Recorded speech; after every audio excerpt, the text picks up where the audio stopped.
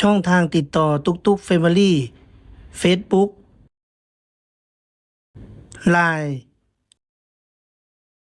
เบอร์โทรสวัสดีครับเพื่อนๆทุกคน วันนี้ผมตุกตุกเฟมิลี่ก็อยู่ที่บ้านหนองเดินนะครับ วันนี้เรามาเที่ยวบุญบ้านหนองเดินเมืองอัศพรแขวงสวรรณเขตนะครับฝากติดตามด้วยนะครับ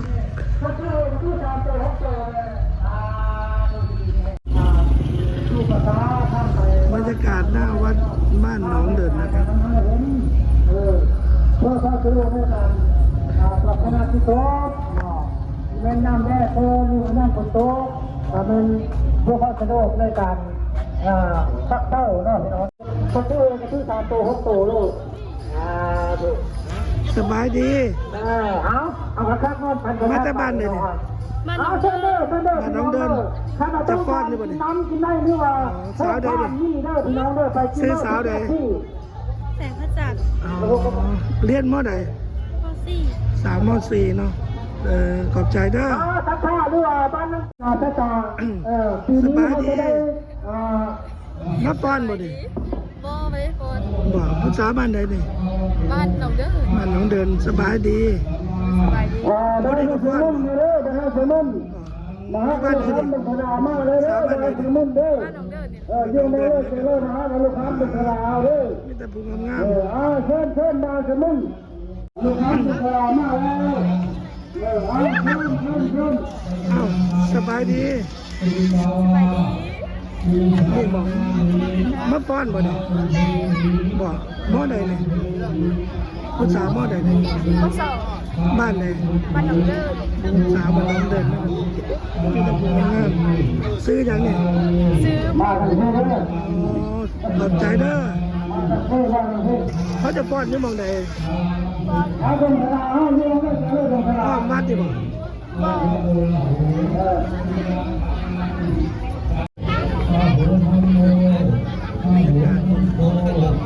มีแต่ผู้งามสาวผู้ไทย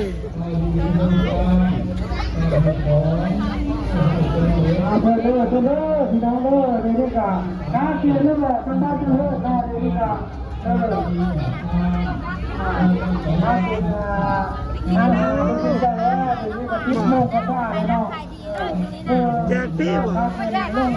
งจะหาลงโทษแน่นอนเพื่อเอาแล้วจะลองเนาะเพราะว่าไปสาธุสาธุมีโรงทานมีเพื่อนน้อยไม่ได้เข้าพักถ้าเพื่อนไหนยังมาทันสบายดีซื้อสาวนี่สาวใดบ้านพัฒนา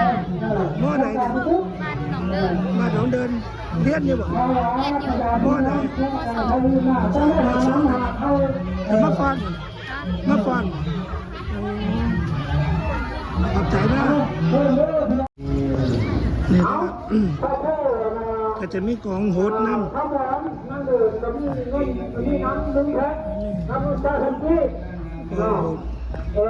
คนมาเอาโซ่ธนาโซ่ถ้าไปแล้วก็มีข้าวโพดนั่งเขาไม่ข้าวโพดเขาไม่ดูนั่งลำโพดลงกระชากกระชิบโทปนรโสยะถามณิโสติรโสยะถาทันตุสาภโลโกวินาศตุมาเตภวัตวันตรายโยสุขีทีขายุโกพิวาทนาสีริสนิจังวุธาปัญญายโน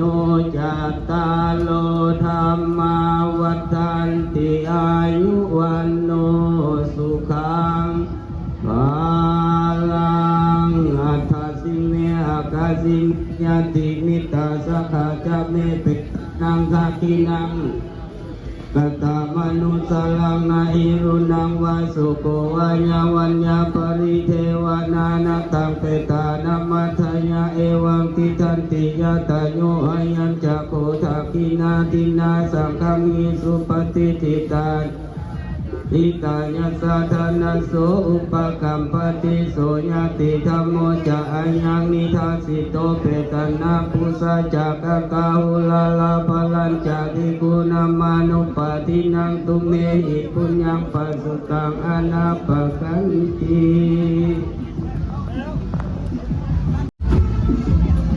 เป็นไรขายดีบ่ มันก็มา แต่มาก ก็ได้ขายดีก็ได้ยังหาก็มา ขายเบิดขึ้นบ่ โอ้ขายหมดคืนแล้วผมขายหมดคืน ขายดีเด้อ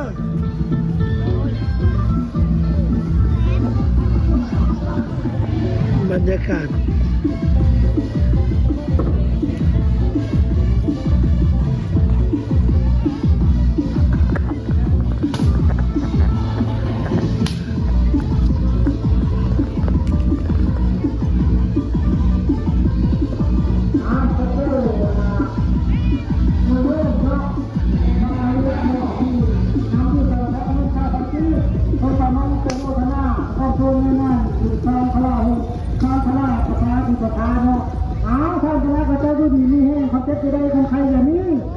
ถ้าไม่ใช่อะไรเขาโมเล่มันรับไปได้เงินมืดมันตื้นอะไรเงินแสนแต่เมื่อแต่มันโตโทษหายหัวทานม่านหายเงินมาเด็กป้าธนาเขาได้ที่ป้าธนาที่ไหนเขาได้มันก็ว่าธนาเด้ออยู่ดีนี่ถ้าถูกกระโดดทุกพักหายนะ ก้อนใช่ป่ะนี่ ที่นี่ที่ตามตัวหกตัวการจะเชื่อการจะเชื่อเช่นที่นะ โอ้ ตลาดบ้าน เผาเองวะนี่ แม่ไปเผาเองซิมบุลูมาข้าวหลามเผาเอาได้ ไม่บอก โชคแพ้ เดี๋ยวออกมาสักก้อน ก็ไม่ได้ขายไปแล้วลูกจ้ะ ขายกันกัน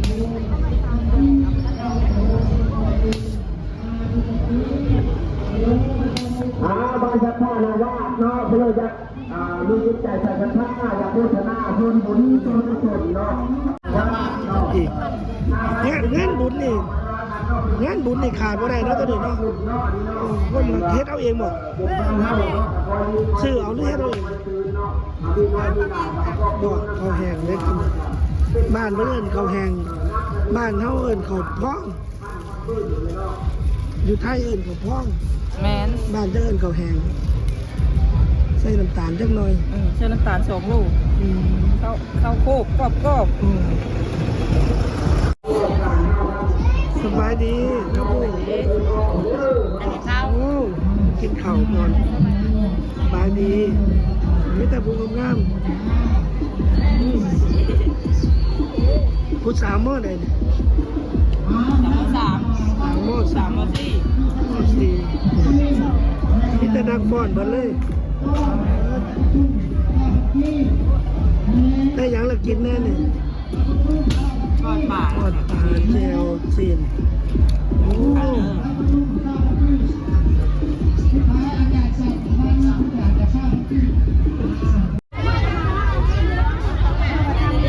คนน่ะ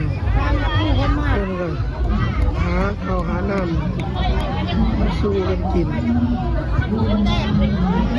แต่ละวันแต่ละวัน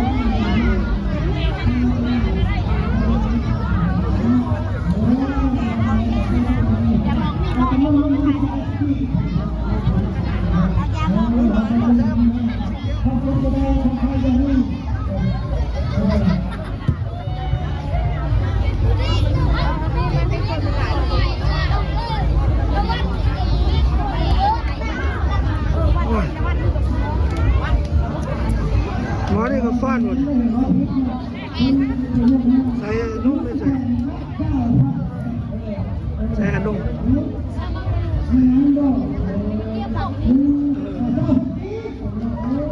ตอนนี้ไปแล้วนี่ผู้ใดก่อนอะน้อง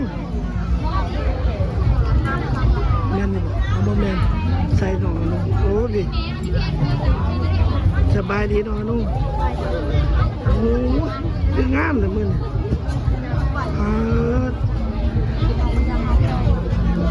ผู้ใดหันหลังนั่นน่ะ เจอท่านเก่าไทยท่านเพื่อจะต้อนรับบุญเนาะประเทศไทยต้องการเข้าเนาะยังต้อนรับยังตัวพบขึ้นเนาะทางสาราเฮาเนาะทางภาษาไปแล้วยังมีชื่อมีเสียงเนาะอยากโฆษณาบุญเนาะที่ทำให้ ให้เพื่อนทั้งห้องทั้งเพื่อนทั้งตัวให้พระเจ้าในวันใดนี้ก็ตัวเจ้าจะเข้าข้างตัว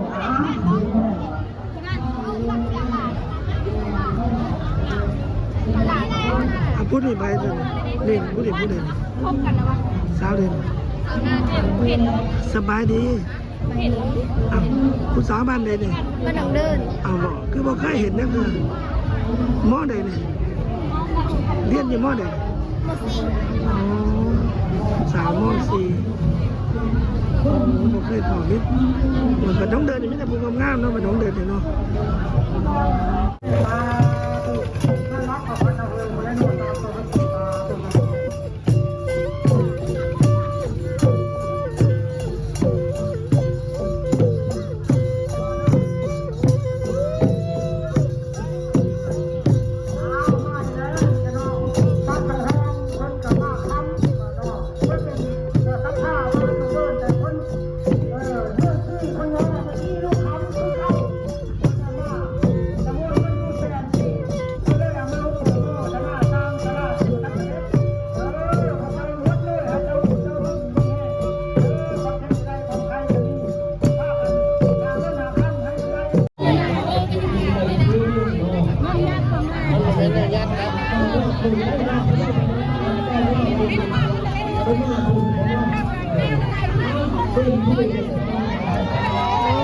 ขายดีจัง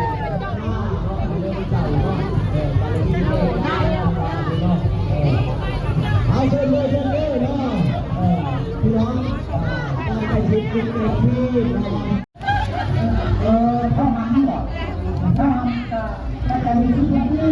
บอกไปยาดมเลยน้องดินเป็นไงหอมอ่ะอย่าเป็นลมเด้อ แดดร้อนครับ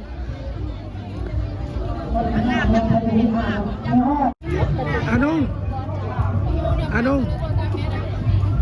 เ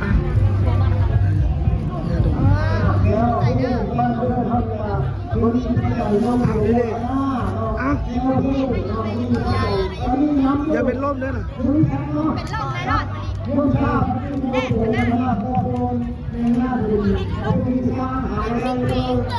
รอด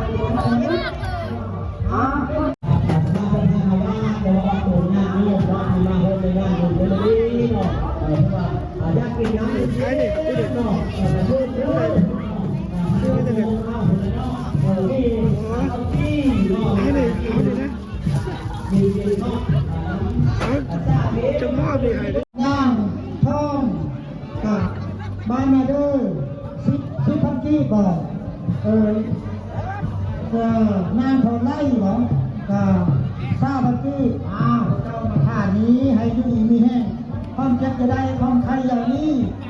นอนรับให้ได้เพิ่มมากขึ้นมาเล่นแต่แบ่งเงินแกมในโซ่คนไทยไม่ว่าผ่านม่านหายในวันนี้ให้ดูดีมีแห้งเด้อสาธุซื้อหวยเราทุก3 ตัว 6 ตัวแน่ด้วยไว้สาธุ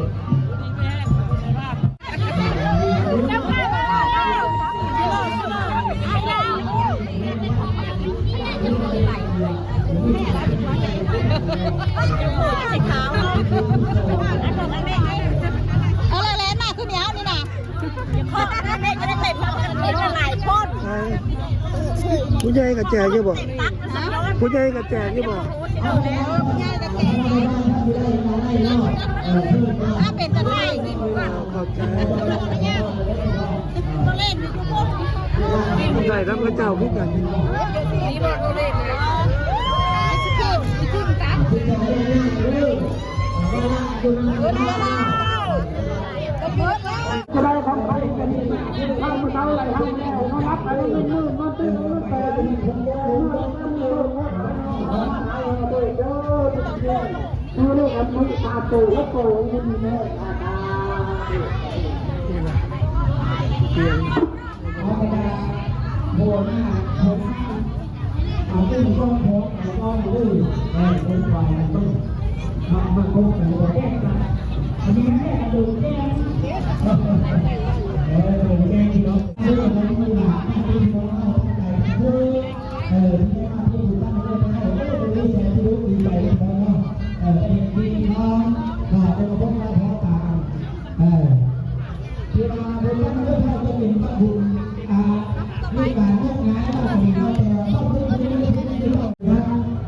คุณให้เพื่อนสาว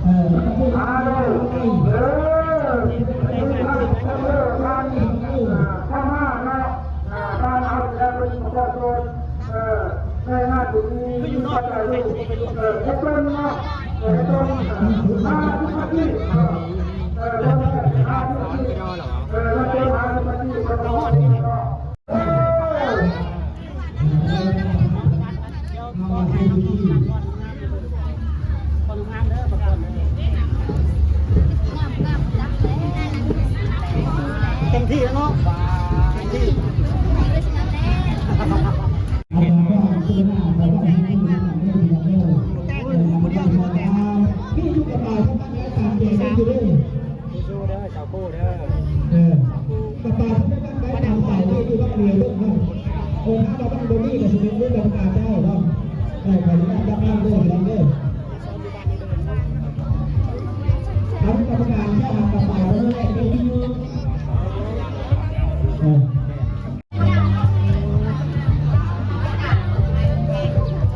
ฮ้อนเนาะ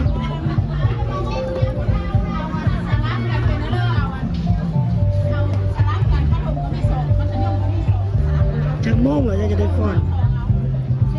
จะได้กระฟ้อนเลย บอก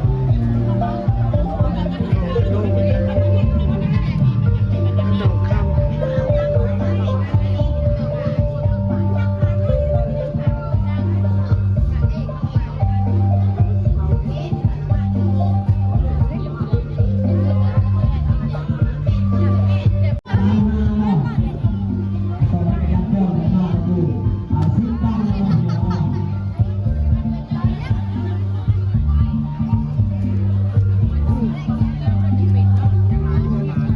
อุปกรณ์บอก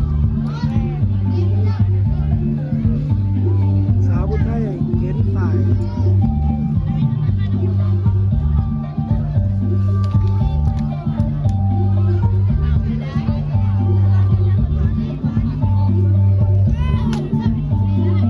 เอาขออนุญาตมาในซื้อจอไฟเนาะ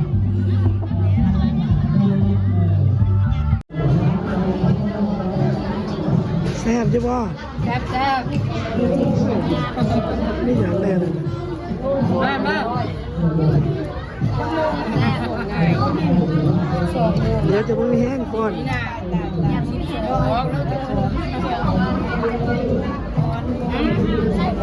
แกงมาใหม่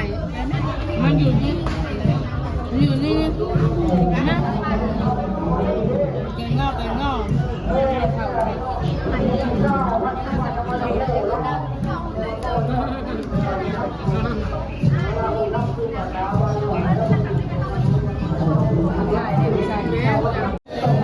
สบายดี สาวใดเนี่ย เบบี้มาเห็นกันอีหรือเปล่า บ้านเลย อยู่บ้านเราเดินนี่เองโดย เห็นกันอยุ่ใส่เหรอ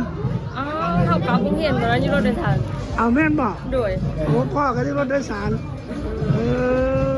ใส่เงื่อนจะอยู่ใส่ อ๋อเพื่อนน้องอยู่ทางมาตัวทางหลงเลยตัวทางตีทางใหญ่อะเซิงทางขายเฟอร์อะ บอก โดย ร้านขายเฟอ โดยตัวเซิงทางเลยเบิ่งจะเป็นตรงอะ โอ้ลูกสาวร้านขายเฟอเดี๋ยวมือหน้าจะไปซิ่งมือเจ้ากลับมือใด บ่ที่หน้าภาคสงกรานต์เลย โอ้ปากยาวเลย โดยที่ทัดไปเวลาจะทำการเห็น คือบริฟอน ก็น้องฟอนอยู่เห็นน้องแล้วมนต์เล่ามาลินบุญ มวน มนต์ได้บุญบ้างไฟทุกคนมาลินตรงกันเด้อ เหรียญมาเตียบ้านน้องเดินนะครับผู้สาวมันผู้ไทยเป็นน้องเดินได้นี่ขอบใจเด้อ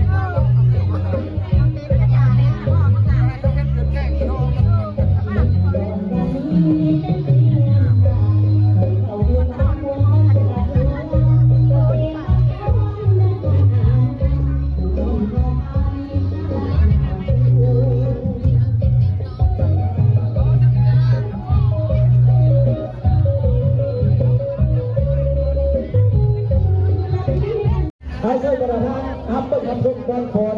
จากที่มาเป็นงานหัวมาเป็นเองเสียงแก้เล่าเพื่อทำเป็นคำพูดใดนะบางทีเอา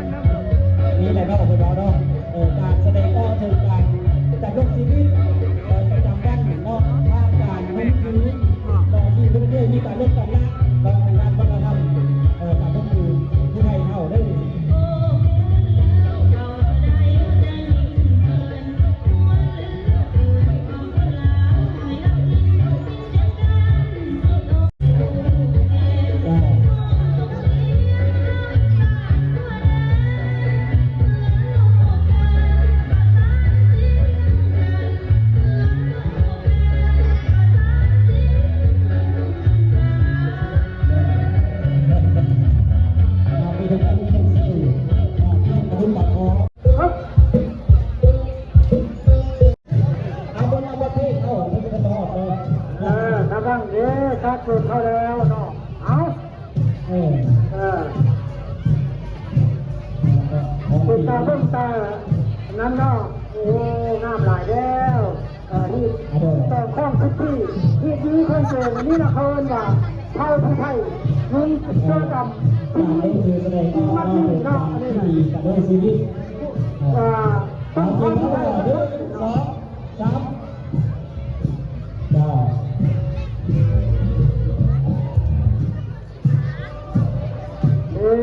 ติดตามต่อไปคนที่คนตั้งคนเนาะเวลาการนึกคือโดยพิธีชีวิต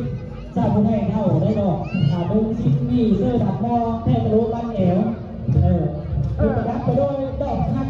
ดอกหอยพวกกระดาษเป็นรถงามรถกระดาษนี่ทำให้เป็นเรา